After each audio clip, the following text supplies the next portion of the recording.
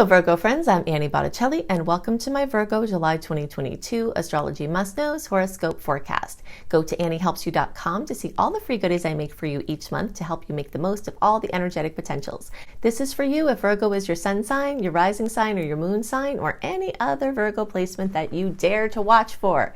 You can go as deep as you want in any of your Virgo placements. This is going to be part of your astrological picture. And if you're a very late degree Virgo placement, so we'll say 23 degrees to the rest of the sign, or like September 13th through the rest of the sign, then I also suggest that you listen to my Libra report, because those of you in the very late degree placement will benefit from both readings. What's going on in July? We have such an astrologically busy month, but fortunately we're stepping out of the heat and anxiety-ridden energies of eclipse season. The end of March, all of April, definitely May, and into June, we had a very powerful Taurus-Scorpio eclipse season, including that blood moon drama in the middle of May that definitely echoed out into June. But now in July, we're in a little safe point here where we can breathe, and not to say that there aren't potentials for eclipse-related things to be moving along a progression, because, there's always a potential at any time for anything with the nodes, the nodal axis of Taurus and Scorpio to come up. But for the most part, July, August, and the early part of September is our rest point between the eclipse cycles, where we integrate the changes that came and we prepare for the future shifts. So that's something to celebrate. The next big must know is that we have a lot of points of contact in the sky. So when I said astrologically busy, I mean it. There are like 10 more aspects compared to last month, just points of connection in the sky, and more of them are salty than sweet. But there are still a massive amount of sweet aspects, 11 that I'm looking at. And definitely more than that, because, the more planets we add that we look at, the more there are going to be things to know. But just to keep it sane and organized, there's definitely 11 places where there could be kisses all throughout the month. So that is very exciting, and hopefully it will help us get through the points of conflict that are going to bump throughout the month. Now, of those points, most of them are just kind of nuisance things, but there's one big kind of a little bit scary aspect at the beginning of the month that we'll go into details about so that you could be prepared for it.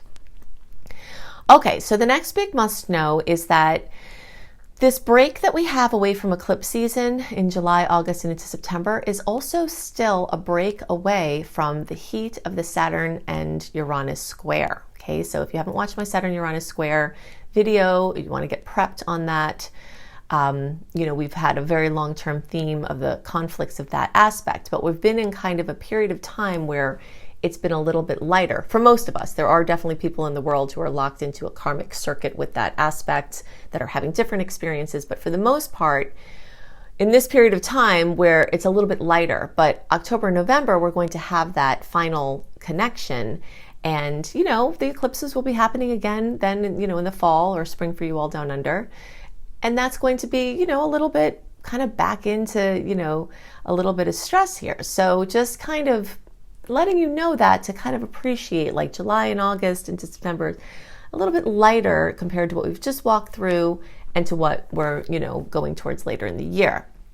Now, of course, that being said, if you have personal things in your chart that are, connecting, that could be superseding these general transits, you could be in it no matter what's going on in the general transits. But, just for the climate of the general astrology, that is true.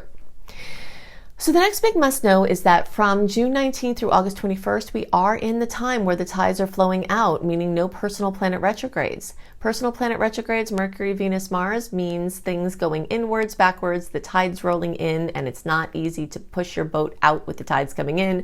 So anything that you're trying to push out far and wide, this is a time when you want to do that. June 19th through August 21st, so all of July, we're in the last period of time that ends, August 21st, before we have personal planet retrogrades and their shadow periods dominating the whole rest of the year. Now, it's nothing to fear. It's nothing bad. It's just, it's more inward and backward and more kind of experimental and going back over things and, editing and, working in the backdrop. But we're right here in July in one of these golden periods where if you've got to make big decisions, investments, weddings, engagements, parties, big, travels, anything, agreements, at least, not that, there can't be challenges that go at any time, but you're at least free from the confusion and the uncertainty and the cloud of the retrograde energies at this time. So it's just another facet of openness that you definitely want to take advantage of, because we're not going to have an open window like this once it ends in August.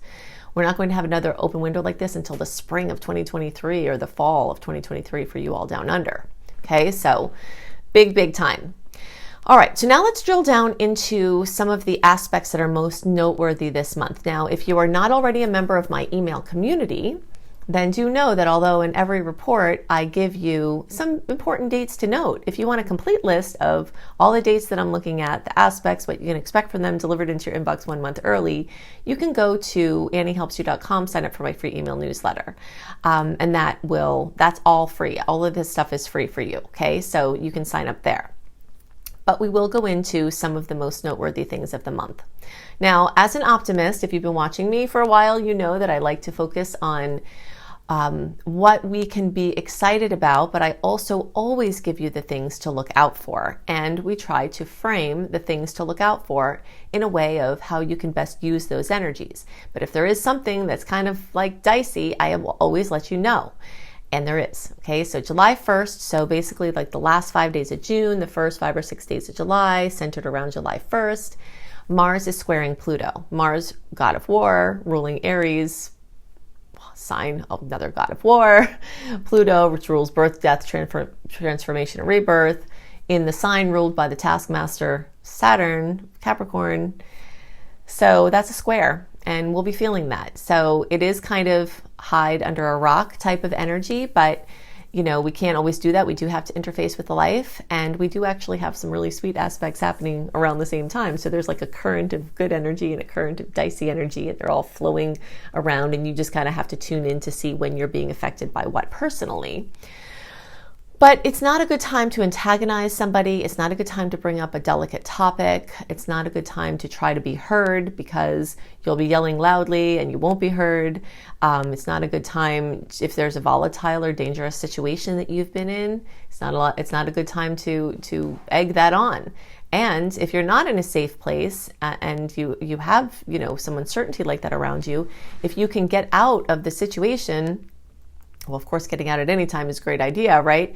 But you just don't want to be around a volatile person at this time, because tensions will be high, egos will be expanded in not a good way, and it's just kind of nasty, all right? So do your best to be careful, be more aware, no texting while driving, you know, just anything you can do to put extra awareness in your circumstances, tune into your intuition as far as whether you should do something or not, or go down that alley or not, and, you know, just try to pay extra attention. And those are the ways to help protect you and offset some of this. Now, if you are feeling really aggravated, and you might be, because repressed feelings are going to be coming up, you can write them down instead of saying them to the person and then just rip it up. You know, something just cathartic of just venting it out without telling the person for whom you're, you know, to whom you're mad at. And also just in general, some personal private processing might be in order at this time, because, you know, you might have some yucky stuff coming out of you that you might not want witnesses for. So yeah, that's a really good tool to use. Okay, so the next big must know is that circulating around that time, July 2nd and then July 12th, and the days before and after those days, we have some beautiful air trines, Mercury and then Venus with Saturn. So like I talked about before, there are currents of energy. There's the current of heat and, you know, conflicts happening. Just imagine you're in the water and you feel like a little warm water current there. Okay, now you're in the water and you feel a little of a different current, and this is a good current, and they're both happening at the same time. So you have to just kind of pay attention to what's going on for you. But anything that you're trying to drill down into the long term has a lot of potential this month. First of all, because it's a great launch period, as I've talked about. Remember, whenever you do something important, like start a company, launch a business, you know, start a new job, that is the birth chart for that venture. And that birth chart will stay true over the course of that journey, you know, and other layers may be added to it over time, but that original chart, getting that in good stars that are forward moving can be very beneficial to you. So you've got a string of sweet aspects this month with, you know, the Mercury and the Venus with Saturn, and the days are on the 2nd and the 12th, being two of those, that you can dive in and try to create something long term and lock something in that will give you blessings for a long time to come. The next big must know is that in the middle of the month, July 13th, we've got a supermoon at 21 degrees of Capricorn. Now, supermoons are very notable because they expand the gravitational effects on the water, which is also us. So we will be feeling the supermoon strongly. So we've got a succession, May, June, July, of very strong moons. The blood moon, lunar eclipse of Scorpio is in the middle of May. Then we have a supermoon in the middle of June. And then now here we've got another supermoon in the middle of July. So there's a lot of things coming out from the inside, for better and worse, repressed feelings, fears, and accomplishments and goals and dreams manifesting. So anything that you've been trying to work on from a professional standpoint or from a place out in the world. Now, when I talk about jobs and employment and work, that the 10th house really and Capricorn really rule that. But if you don't need to make money, or you're not a person who, for whom, if you're retired or independently wealthy or whatever the story is, you still can feel this energy as your work out in the world, leadership positions in the community, politics, a passion project where you're helping literacy, at the library or whatever. Things don't have to be related to your income, but they can be. And all of that is swelling with awesome manifestation at this time. Possibly drama, possibly things coming to the surface that have to be dealt with. And you will feel this before and after the usual full moon cycle. So if you're in tune with the moon cycle and you get a little stir crazy and anxious and insomnia, getting to be an insomniac in the 2 or 3 days before the full moon, you might be feeling this 4 or 5 or even more days because of the proximity that the supermoon has. And the moon will be bigger in the sky, which will be cool. Okay, so all of that's going on and you'll be feeling that. Now, that is going to give blessing potentials to everyone in the zodiac, but especially earth signs, okay? So although all of you can get the goodies from this, anyone near 21 degrees or within 5 degrees or so of that point, so we'll say 16 through 26 degrees, the closer to 21 degrees, the more you get that beautiful kiss from the full moon. And so 21 degrees is around September 11th. Okay, so we'll say September 6th or September 16th, and the closer to the, actually not the 11th, let's see. Yeah, that's right, the 11th. Okay, so September 11th, so September 6th to September 16th, the closer to around the 11th, the more of a kiss you get from that full moon. All right, so another must know about the moon is that the area of your life as a Virgo that this is going to be accentuating is your children, creativity, leadership, anything that puts you out in front of people, athleticism, fashion, acting, any of that stuff. That sector of your romance or your creativity or your place, being recognized for your gifts, that is the area of life that is being accentuated for you personally as a Virgo. The Capricorn manifestations I talked about are true for all signs, but that 5th house Leo energy is very specific for you all. Okay, so it could be a passion project is coming to life in a big way. It could be a baby or, something involving a child, a milestone for children, or work with children, or something on your bucket list. If there's something you've always been wanting to do, the physical material manifestation of the thing, maybe it's a trip or maybe it's, some other kind of accomplishment that's just for fun, just absolutely for fun, that could also be manifesting. And maybe it has nothing to do with work, okay? All right, so the next big must know is that we've got a lot of Cancer energy. And for Virgo, this is a very positive thing. This is adding a little bit of an emotional tone to the month. So your emotions, other people's emotions will likely be coming up to be dealt with. It's going to put a spotlight on your friendships. You'll be doing that evaluation of, your connection with social media, who's really your friends, what does that mean to you, your networking, which groups that you're in do you really feel aligned with? And you might be doubling down on the ones you really feel resonance with and stepping back a bit from the ones that you don't. So there's just kind of that evaluation process going on. And there's a lot of tenderness and, just like emotional personal connections. You also have 2 star goddesses there in Cancer, Black Moon Lilith and Ceres, and they're both helping to bring, Black Moon Lilith is bringing questions of repressed emotion or repressed intuition. Are there places where you've been following logic and really you've been having a gut feeling about something that you've been ignoring? Those kind of things might be getting highlighted and strengthened within you. And your capacity to earn or become a provider through connecting to your intuition is also something that could be coming up, especially with Ceres. Ceres is, if you've ever seen the symbol for Ceres, it's actually a sickle. It's, the thing that's used to cut the wheat. And so she very much speaks of the maternal providing, like the maternal types of provisions, So what does that mean to you? As a male, you can still have a maternal side. You can still we all have our male and female aspects of ourselves. But this question of emotionally connecting with people, providing through emotional support, providing through physical sustenance like food, making of food, chefs. This is really, really great if you're a cook or providing food for people, whether it's like because you're providing food for your family or whether it's because you're doing this as your job. This is coming up in a big way right now. And that makes a beautiful angle with Virgo placement. So it's full of opportunities. The 60-degree angle means that key people could be bringing something important to what you want to do.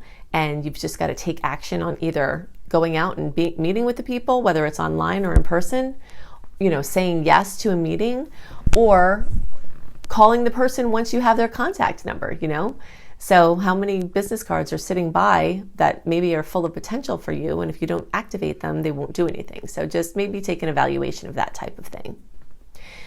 Okay, the next big must know is that Gemini energy is still prolific. We've got We've got Venus and Mercury going through Gemini, going through your 10th house. And this again is highlighting the work and the place out in the world. You've got multiple layers of that. But this could be asking some questions or some indecision or some kind of going back and forth on things. And it's a little bit of a point of conflict for Virgo. So it could just be that you just have to make some decisions and you're having trouble making them. If you have to make a decision about something and you're really, really spinning around with it in your mind, there is this amazing exercise in the book called Marriage of Spirit by Leslie Temple Thurston. This is a book that I've had on my nightstand for almost 20 years, and I use it regularly, and it still helps me. And she's got an exercise called a square, where you basically write out the 4 corners of what an issue is. So like, let's say you have to decide whether to take a job. So you put desire to take a job, fear of taking a job, desire to not take the job, fear of not taking the job. And you write those, basically you draw a square and then you draw a cross in the square so that there are 4 segments, okay? And then you write each of these, the desire to, the desire not to, the fear of not doing it. And then you write out everything on those topics. And then you basically offer it up to whoever you pray to and you ask for grace. And I have done this process so many times, and it has just miraculously either made me see clearly what I wanted to do, made me have peace with not knowing, to be able to wait until the time and stop cycling it through my mind, or, made the question not even an issue anymore. So I definitely recommend, Virgos overthink things, and you guys swirl things around in your mind over and over and over again. And if you don't have that book, I don't make any money from telling you to get this book, but you would think I were, because I'm like, go get the book, because I want it to help you, and it's going to go beyond this month. Okay. So I see some questions coming up in love, some questions coming up in your, professional arena, some questions coming up for your communication, maybe your friendships. But after this month and that passes, you're still going to have these things where you go back and forth on, because Virgo is a mutable sign and it goes in a spiral. So you're like, oh, maybe this, maybe this, maybe this, maybe this, maybe this, and then you spiral it out. So you will be a happier person who is more clear and decisive if you get that book. So hopefully you will. Okay, so the next big must know is that we do have Leo energy starting to brew, and this is going to highlight your unconscious, subconscious mind sector.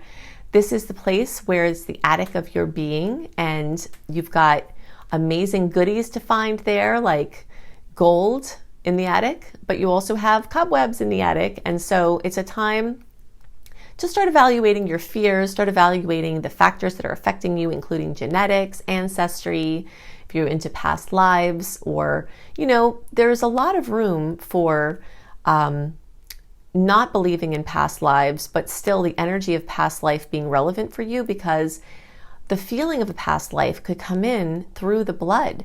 If you have an ancestor that did something, you could feel that, like, wow, I feel like I did this. And maybe you did it. Maybe it was your soul, but maybe not.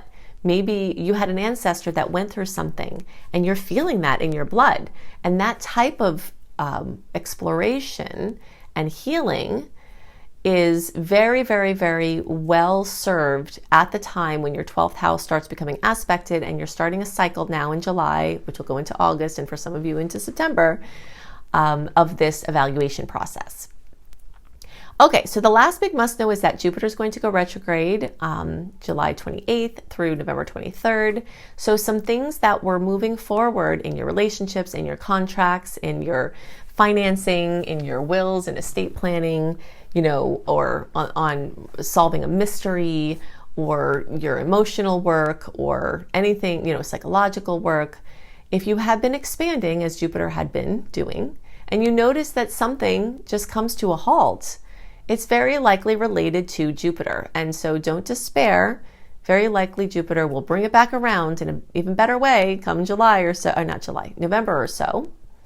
But what Jupiter retrograde does is it makes sure that all the expansion that it's doing and wants to do has a strong enough foundation to support the expansion. Okay, so it just takes this couple, 4 months where it kind of goes back, checks everything. If we expand, is this good here? What are the weak links? How do we solve them? And so, don't worry if something is coming to cool off, because there's probably purpose in it and Jupiter is still working. It just might not be as apparent. Okay, so I've given you lots to work with to help you make the most of the energies this month and to help you understand the energetic patterns at work and play.